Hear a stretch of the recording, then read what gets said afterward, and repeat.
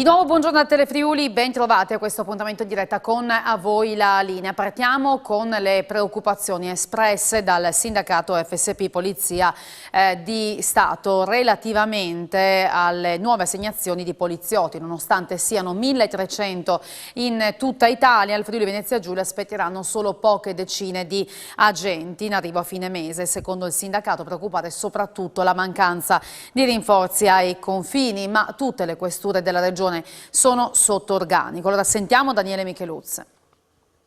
Buongiorno da Pordenone, siamo in compagnia di Raffaele Padrone, segretario dell'FSP Polizia di Stato della provincia di Pordenone, fresco tra l'altro di rinnovo per quanto riguarda questa carica. Parliamo di sicurezza perché c'è stata una movimentazione di agenti in tutta Italia, sono finiti anche i corsi e allora ci si attendeva per il Friuli Venezia Giulia nuovi rinforzi. Qual è la situazione? La situazione è gravissima, io ho scritto siamo alla frutta, ma qua siamo oltre alla frutta, veramente il piatto piange, lasciatemi dire questa condizione, il numero degli agenti nella provincia di Pordenone, perché devo dire provincia, perché parlo di tutte le specialità, dalla polizia stradale alla polizia postale, la condizione della provincia di Pordenone nella polizia di Stato è veramente grave. In una movimentazione di 1370 agenti assistenti in tutto il territorio nazionale, il numero che arriverà il giorno 28 a Pordenone è di 4 agenti. 4 agenti che chiaramente non sono agenti nuovi, freschi, hanno un'età sicuramente che arriva ai 45-50 anni, parliamo di gente che ha già oltre 20 anni di servizio.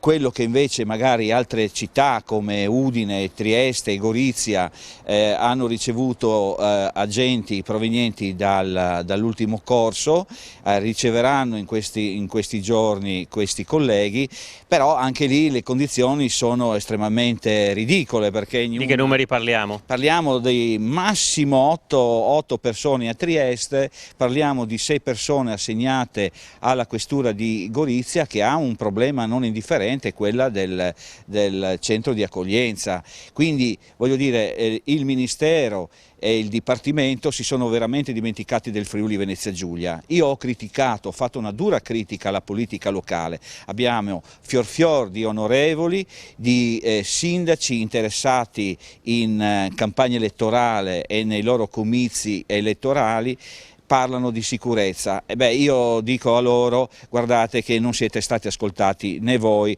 né noi, perché guardi, c'è una grossa problematica nazionale.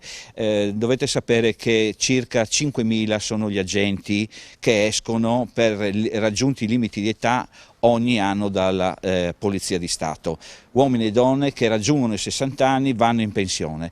Cosa significa? Significa che con gli arruolamenti che ci sono, adesso partirà a agosto un altro corso, ma il numero è di circa 2.000-2.300 persone, quindi ogni anno ne escono 5.000 e ne entrano massimo 2.000. Ecco, da tempo voi chiedete rinforzi, naturalmente sappiamo che adesso ci servirebbero dei controlli per quanto riguarda gli assembramenti, ma soprattutto al confine dove la rotta balcanica continua a premere, nuovi ingressi di immigrati non regolari sul nostro territorio, e quindi lì servirebbe anche un potenziamento che a quanto pare non ci sarà.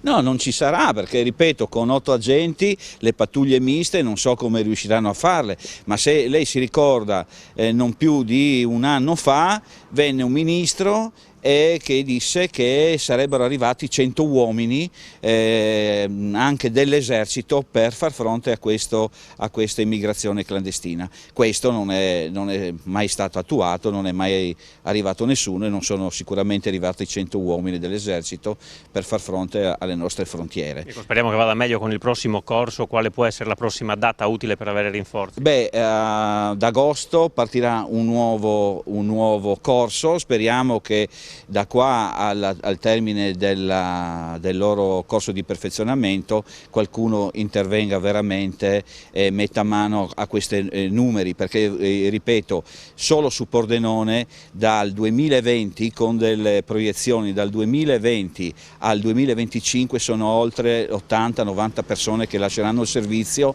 per limiti di età. Poi c'è sempre qualcuno che nota che la situazione economica non va come deve andare e ogni volta abbiamo sempre qualcuno che si aggiunge, un anno prima o 2 anni prima lascia il servizio. E allora grazie a Raffaele Padrone dell'FSP Polizia di Stato, da Pordenone è tutto, a voi la linea. Grazie a Daniele Micheluz, ci spostiamo a Trieste dove questa mattina è stato presentato il testimonial per la regione del progetto Plastic Free. Si tratta del tuffatore Alessandro De Rose, lo ha presentato l'assessore regionale all'ambiente Fabio Scoccimaro. Ci racconta tutto Andrea Pierini.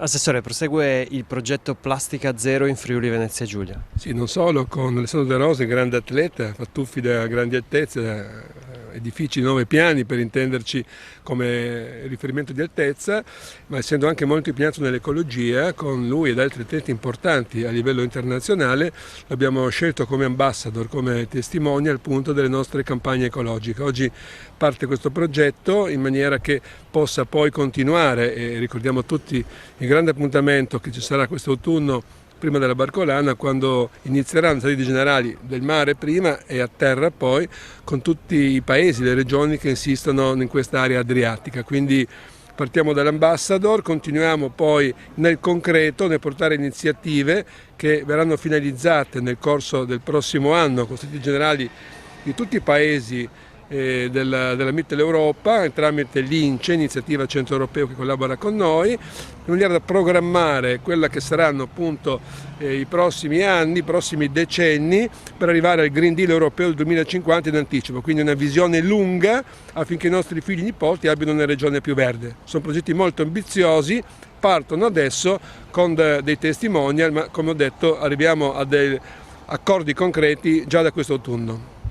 Qualche anticipazione su questi accordi? Qual è l'obiettivo? Si partirà anche dalle scuole, visto che insomma sono da sempre il punto di riferimento più importante. Allora, gli accordi riguardano le regioni e gli stati, come ho detto, per quello che sarà la pianificazione statale e regionale dell'ambiente nei prossimi decenni e coinvolgeranno dalle aziende al singolo privato. È indispensabile, ma questo lo stiamo già facendo, cavalcare questa grande rivoluzione culturale in atto in campo ambientale, ci accorgiamo tutti, basta fare zapping in TV e vediamo che tutte le pubblicità sono indirizzate al verde e all'ecologia e quindi iniziamo questo percorso dei più piccoli. I bambini saranno i nostri ambasciatori, i nostri insegnanti e quindi abbiamo già iniziato delle politiche di grossa sensibilizzazione, ma veramente sono dei ragazzi che hanno una carica incredibile e saranno molto utili affinché tutte poi trasmettano alle famiglie e a tutti quanti quelle che sono ovviamente oggi le nuove idee in campo di cultura ambientale ed ecologica. Ambasciatore per l'ambiente deve essere una grande soddisfazione, visto che tutto sommato abbiamo imparato a capire quanto l'ecologia e quanto il rispetto del mondo dove viviamo è fondamentale per noi. Assolutamente sì, per me è un onore ricevere questa nomina e comunque cerco sempre di essere attivo e di fare qualcosa nel mio piccolo, di fare qualcosa per l'ambiente e riuscire ad essere appunto l'ambasciatore di questo messaggio del Friuli Venezia Giulia, ripeto, è un grande onore per me. Hai visto praticamente tutto il mondo grazie alla tua attività sportiva, hai visto le coste più belle, quelle a picco sul mare alla fin fine, perché questa è la vostra sfida. Mi viene in mente quella di Polignano, che forse è quella più caratteristica a livello italiano. Friuli Venezia Giulia, almeno la parte friulana, è un po' troppo piatta, quella triestina. C'è qualche punto che ti ha ispirato venendo verso Trieste? Beh sì, ad esempio io sono un amante della spiaggetta del Principe sotto il castello di Duino, le falesie pure di Sistiana mi attraggono, però so che non sono sicuro per il fondale. Credo che Trieste comunque offre tante opportunità per fare lo sport che pratico. Cosa manca allo sport che pratichi per fare quel salto definitivo, per essere più conosciuto in Italia? Vabbè, adesso chiaramente il calcio è lo sport principale e negli ultimi settimane ci ha dato anche qualche soddisfazione, però cosa manca forse agli sport come i tuoi, che sono quelli più estremi e forse meno conosciuti? Beh, sicuramente iniziare a parlarne un po' di più e mancano ancora le strutture, però è un passo che sta facendo la FINA e non solo, sta facendo anche la federazione. Noi quest'anno abbiamo iniziato un progetto che è la prima scuola di grandi altezze in Italia, con sede proprio a Trieste. Mia moglie è l'allenatrice federale, Nicole Bessasso, e stiamo iniziando a creare una squadra di giovani e faremo in maniera tale di farli salire da 27 metri nella maniera più sicura possibile. Le strutture, ripeto, anche se è molto difficile visto che comunque abbiamo bisogno di una piattaforma di 27 metri e all'interno di una piscina è difficile trovare un tetto così alto, però un altro modo per far conoscere questo sport sicuramente sarà l'anno prossimo, perché avremo per la prima volta nella storia dello sport gli europei a Roma. Quindi sono sicuro che questo è uno sport in continua evoluzione e dopo questo europeo se ne parlerà sicuramente di più. Ti faccio la classica domanda, per chi volesse iniziare, in realtà si può partire già con i tuffi dalle basse altezze, il tuo sport è un'evoluzione di questa pratica olimpica, anche perché questo è l'anno di Tokyo, quindi insomma i tuffi noi italiani li scopriamo ogni tot anni e questo è l'anno buono. Sì, hai detto la cosa giusta, cioè comunque per salire su si fa step by step e si inizia proprio dal basso. Bisogna costruire una piccola casetta e ovviamente bisogna avere delle basi solide che arrivano sicuramente dalla tecnica dei tuffi tradizionali. L'unica cosa è che un tuffatore tradizionale magari deve ricominciare a capire come entrare di piedi, perché a differenza dei tuffatori noi entriamo appunto di piedi. Lo si fa attraverso una tecnica che si chiama Barani, che è un elemento che abbiamo rubato dal tappeto elastico, quindi sicuramente il metodo migliore per salire è il connubio tra il tappeto elastico e appunto i tuffi. Ultima cosa, chiaramente non provateci a casa, questo è il messaggio più importante, no? Non provateci a casa e se avete voglia di provare, ma fatelo nella maniera giusta, appunto, magari avvicinatevi al mondo dei tuffi. Qui a Trieste potete venire alla piscina Bruno Bianchi, che è una delle piscine migliori d'Italia. E noi torniamo tra poco con la seconda parte di A voi la linea.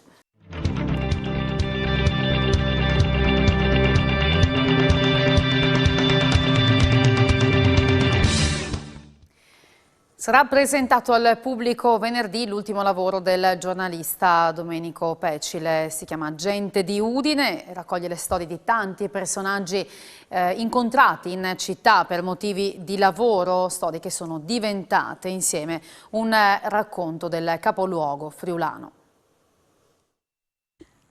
Era il 1997 quando usciva la prima edizione di Gente di Udine. Domenico Pecile, giornalista per tanti anni al Messaggero Veneto, è tornato sul luogo del delitto con una seconda edizione per raccontare la città come solo uno sguardo curioso, attento al dettaglio del giornalista riesce a fare. Che cosa ci regala questa seconda edizione? Beh, la riproposizione dei primi 55 personaggi con l'aggiunta di un'altra quarantina che fanno parte appunto sempre del lavoro che ho svolto, quindi incontri di carattere politico, cultura, economia, di tutto di più insomma.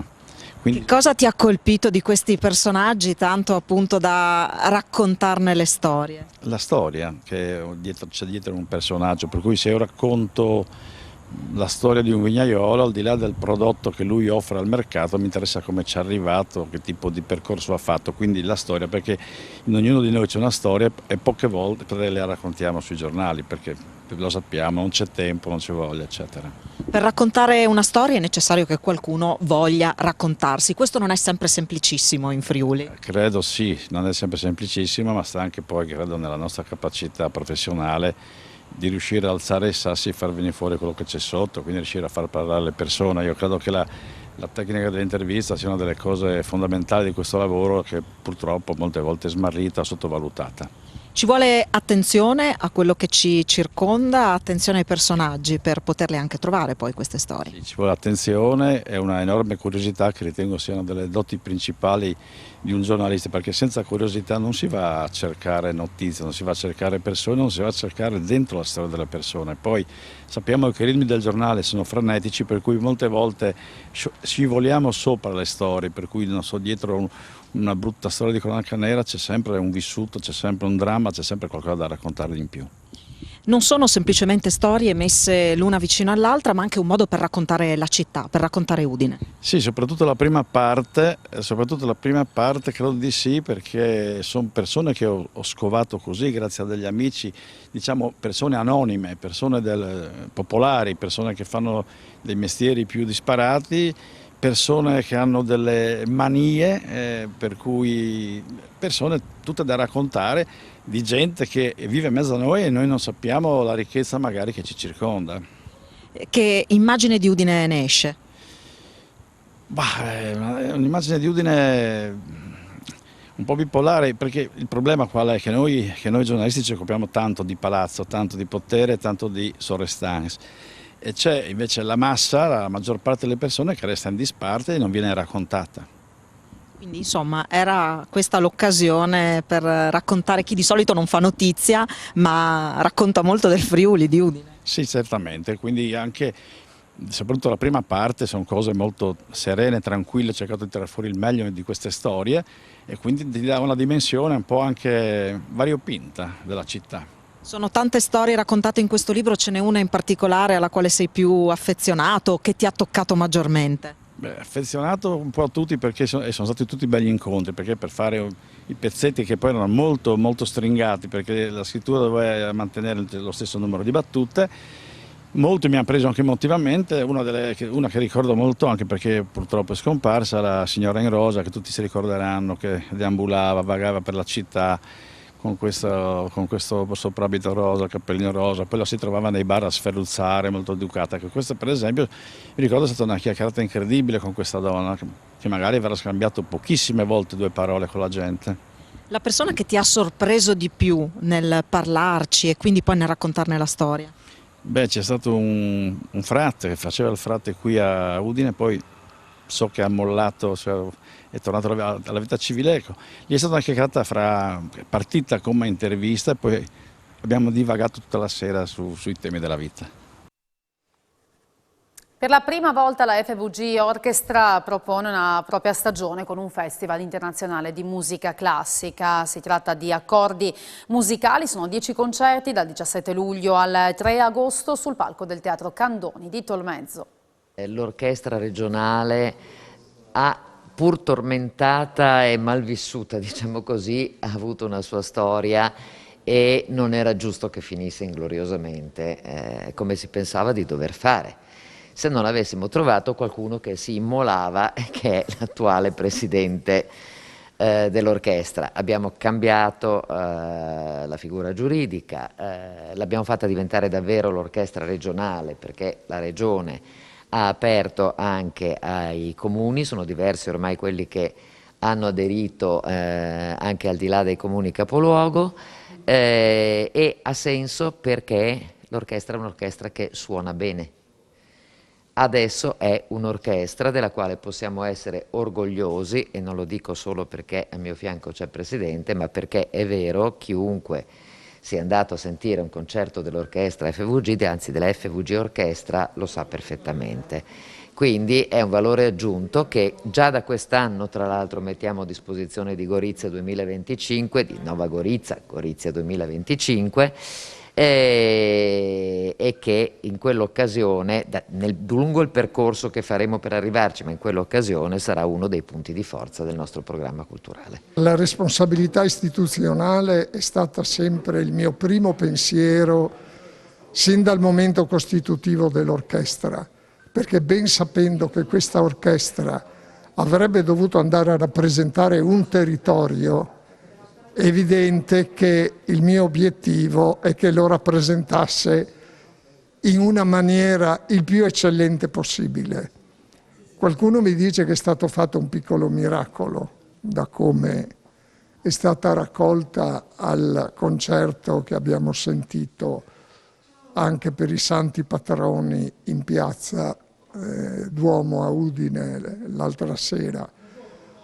Ha una qualità sicuramente che può andare a rappresentare il nostro territorio in qualsiasi parte del mondo, e questo veramente è un risultato che mi inorgoglisce e può essere messo al servizio di questo territorio e delle istituzioni che hanno creduto in questa iniziativa.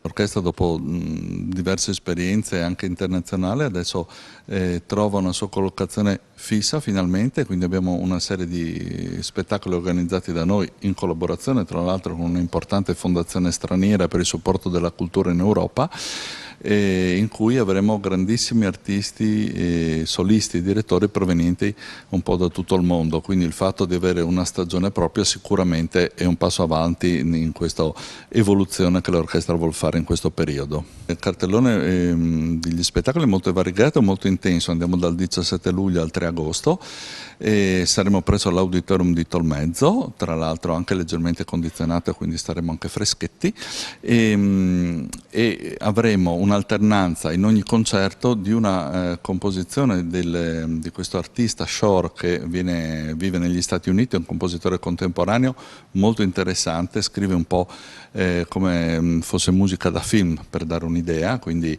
maniera originale ma di facile ascolto, e verrà alternato con delle composizioni famosissime come le sinfonie di Beethoven o di Dvorak o di Schubert, quindi in ogni concerto ci sarà questa alternanza con uno strumento solista, e qui abbiamo ben 4 vincitori del concorso Queen Elizabeth, uno dei più importanti, 2 pianisti e 2 violinisti, abbiamo Isserlis che è uno tra i violoncellisti più famosi, direttori che sono direttori principali in prestigiosissime orchestre come Hannover, come Malta, come alla Royal di Londra, quindi abbiamo veramente artisti che è raro ascoltare nella nostra regione, ma soprattutto è raro ascoltare in montagna, quindi anche un significato di rilancio della zona e della musica, di ripartenza musicale, quindi un'occasione tra l'altro a ingresso libero per tutti. E ora andiamo a Ribis di Reana, dove come un tempo è tornata l'osteria con annessa una piccola bottega, una coppia ha riaperto l'unico esercizio pubblico del paese. Sì, eccoci, siamo a Ribis di Reana per raccontarvi una storia particolare di una vecchia drogheria chiusa poi riaperta e che adesso propone un servizio che ormai si è andato perdendo negli ultimi anni. Siamo con Paolo Grimas, il titolare. Questo locale è stato riaperto dopo una chiusura di lockdown da pochissimo e ha una particolarità che va incontro a quelle che sono un po' le esigenze dei paesi adesso spopolati, dove sono stati chiusi tanti negozi. Paolo, di cosa si tratta? Ma si tratta di un progetto ambizioso che ho voluto affrontare con mia moglie dopo aver intrapreso già da 15 anni la somministrazione, ma in altre tipologie di settori. Abbiamo preso in mano questo locale che è stato totalmente ripristinato come era negli anni 70, anche per dar vita insomma, al paese, che è l'unico locale presente nel paese, e anche abbiamo riportato la drogheria come era negli anni 70, quindi con gli affettati a peso, con tutto quello che era col calice di vino, che non è più calice ma è il bicchiere di vino, col Duralex famoso francese che si adoperava al tempo, e quindi la zona si chiamava il Cacciatore, questo locale qui, e noi abbiamo voluto dargli una ventata di freschezza chiamandolo appunto al Cacciatore di Tagli, per rimanere insomma in tema di osteria, in tema friulano. Tutto quello che abbiamo trovato all'interno è stata fatta una lunga ricerca anche sui colori per ripristinare gli interni e gli esterni che andavano appunto delle osterie tipiche friulane degli anni 70. È un progetto, ripeto, ambizioso, perché ci abbiamo messo tanto cuore per riportare questo. Era più facile buttare giù i muri e rifar tutto, ma abbiamo voluto crederci e oggi siamo qui a continuare l'attività che è stata creata dai nostri nonni tanti anni fa. Ci manca solo il biglietto per segnare, il biglietto del latte, che si diceva una volta che si segnavano i conti e si pagava a fine mese. Qua si paga subito in contanti. Avete ripristinato la vecchia bottega di paese, grazie anche alla collaborazione con il comune di Reana del Royale, che ha concesso questo tipo di attività. È possibile per le persone anziane che vivono a Ribis, ma anche per chi abita nei borghi vicini, venire a prendere insomma qualche cosa che si dimentica dalla spesa della grande distribuzione. Assolutamente, avremo tutti i generi di prima necessità, dal detersivi, ovviamente non avremo tante marche, ma insomma per chi è della zona, i detersivi per i piatti, i detersivi per la lavatrice, il sapone, il famoso sapone che utilizzavano le nostre nonne per lavare i panni nelle rogge. avremo gli affettati a peso, ovviamente tutto strettamente della zona e territoriale. È stata ripristinata anche una vecchia saletta, la saletta che poi ha dato il nome a questo bar storico di Ribis, che tra l'altro conserva all'esterno anche un vitigno molto vecchio. Assolutamente, c'è un vitigno di Bacò che è un vitigno autoctono friulano che risale circa 80 anni fa questo vitigno, e c'è appunto, abbiamo messo delle lucine per poter degustare i vini la sera e mangiare oppure passare qualche ora di spensieratezza sotto le fronde di questa vite, insomma. Ecco, ricordiamo che purtroppo Reana in questi mesi, ormai in questo anno e mezzo di lockdown di vari colori che abbiamo visto susseguirsi per la nostra regione, ha visto anche la chiusura purtroppo di diversi locali. Qui a Ribis, tra l'altro al Cacciatore d'Italia in questo caso, abbiamo anche la chiesa che guarda proprio alla piazzetta di fronte al locale, è un luogo storico, in realtà di chiese ce ne sono due, c'è anche la cappella dell'ex ospedale psichiatrico che si trova proprio alle nostre spalle. E quindi insomma un locale che riprende vita grazie all'attività di ripristino anche della vecchia bottega di paese che questa coppia insomma ha voluto mettere in campo, insomma giocando insomma anche il vostro impegno, insomma il vostro futuro. Assolutamente, il nostro futuro, perché io essendo io abito in un paese quantistante che è Rizzolo, e quindi ho vissuto fin da bambino, io venivo quando già avevo 8 anni qua a giocare a calcetto con gli amici, quindi ho vissuto questa osteria e diciamo che una parte di cuore l'avevo lasciata qua, ed è sempre stato un mio sogno riprenderla in mano e portare avanti questa attività. Spero tanto la gente in zona mi conosce, anche perché mi sono molto integrato nel territorio, di fare un buon lavoro e di portare a testa alta quella che è la friulanità e l'autenticità dell'osteria di una volta. E con questa storia raccontata da Paola Treppo ci salutiamo, grazie per aver seguito a voi la linea, buon pomeriggio, arrivederci.